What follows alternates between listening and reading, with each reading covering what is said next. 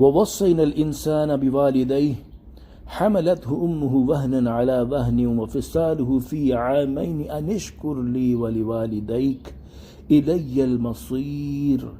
ترجمہ کنز العرفان۔ اور ہم نے آدمی کو اس کے ماں باپ کے بارے میں تاکید فرمائی۔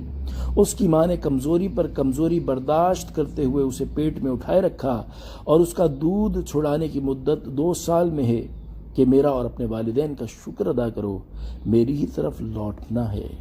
تفسیر صراط الجنان۔ اس آیت کی ابتدا میں فرمایا کہ اللہ تعالیٰ نے آدمی کو اپنے ماں باپ کا فرما بردار رہنے اور ان کے ساتھ نیک سلوک کرنے کی تاکید فرمائی۔ پھر اس کا سبب بیان کرتے ہوئے ارشاد فرمایا کہ اس کی ماں نے کمزوری پر کمزوری برداشت کرتے ہوئے اسے پیٹ میں اٹھائے رکھا، یعنی اس کی ماں کی کمزوری میں ہر وقت اضافہ ہوتا رہتا ہے۔ جتنا حمل بڑھتا جاتا ہے اور بوجھ زیادہ ہوتا ہے، اتنا ہی کمزوری میں اضافہ ہوتا ہے۔ عورت کو حاملہ ہونے کے بعد کمزوری، تھکن اور مشقتیں پہنچتی رہتی ہیں۔ حمل خود کمزور کرنے والا ہے، درد ذہ کمزوری پر کمزوری اور وضع حمل اس پر اور مزید شدت ہے، اور دودھ پلانا بھی مستقل مشقت کا ذریعہ ہے۔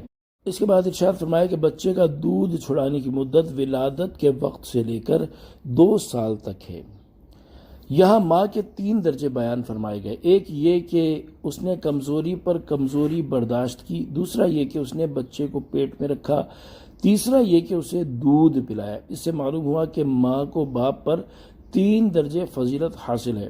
حضور اقدس صلی اللہ تعالی علیہ وآلہ وسلم نے بھی ماں کی باپ سے 3 درجے زیادہ فضیلت بیان فرمائی۔ چنانچہ حضرت ابو ہریرہ رضی اللہ تعالیٰ عنہ فرماتے ایک شخص نے سرکار دو عالم صلی اللہ علیہ وآلہ وسلم کی خدمت میں آ کر عرض کی، میری اچھی خدمت کا سب سے زیادہ مستحق کون ہے؟ ارشاد فرمایا تمہاری ماں۔ اس نے عرض کی پھر کون؟ ارشاد فرمایا تمہاری ماں۔ اس نے عرض کی پھر کون؟ ارشاد فرمایا تمہاری ماں۔ عرض کی پھر کون؟ ارشاد فرمایا تمہارا باپ۔ اعلیٰ حضرت امام اہل سنت رحمۃ اللہ تعالی علیہ نے کچھ تفصیل بیان کی، جس کا خلاصہ اس طرح ہے کہ خدمت میں دینے میں باپ پر ماں کو ترجیح دے۔ مثلا 100 روپے ہیں اور کوئی خاص وجہ ماں کو فضیلت دینے میں رکاوٹ نہیں تو باپ کو 25 دے اور ماں کو 75۔ یا ماں باپ دونوں نے ایک ساتھ پانی مانگا تو پہلے ماں کو پلائے پھر باپ کو، یا دونوں سفر سے آئے پہلے ماں کے پاؤں دبائے پھر باپ کے۔ وعلی ھذا القیاس۔ اور مزید فرمایا کہ اگر والدین میں باہم کوئی تنازع ہو جائے تو ماں کا ساتھ دے کر معاذ اللہ باپ کے در پہ ایذا نہ ہو، اور کسی طرح باپ پر سختی نہ کرے یا اسے جواب دے یا اسے بے ادبانہ آنکھ ملا کر بات کرے۔ یہ سب باتیں حرام ہیں اور اللہ تعالیٰ کی معصیت ہیں۔ اس میں نہ ماں کی اطاعت ہے نہ باپ کی، تو اسے ماں باپ میں سے کسی کا ایسا ساتھ دینا ہرگز جائز نہیں۔ وہ دونوں اس کی جنت و نار ہیں، جسے ایذا دے گا دوزخ کا مستحق ہوگا۔ والعیاذ باللہ۔